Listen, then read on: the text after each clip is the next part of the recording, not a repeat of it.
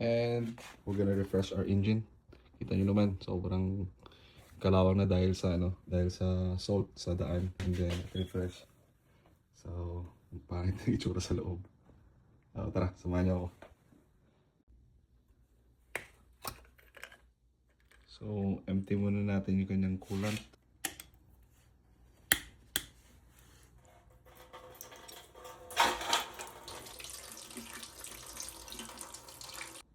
So, natanggalan natin yung tambucho. Yung cover dito, TDC. Gagawin natin TDC. So, TDC, and then open natin dito.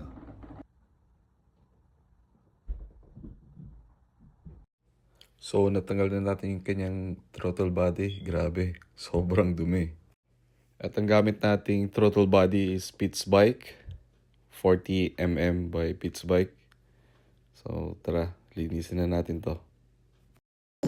So, natanggal na natin yung kanyang head. And then, sunod naman yung kanyang block. So, all goods pa naman. Wala pa namang tama na malalim. So, checking the block. Okay naman siya. Good sa one, walang gas-gas.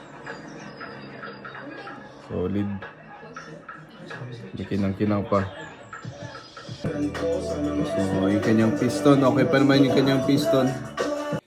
So, after natin ma-open at ma-check, so, i-refresh natin. And then, ayun, ikikwento ko kung bakit ko i-refresh kasi nga nagkaroon ng problema. So, mababa na lang next vlog. At may MDL na rin pala tayo dito guys.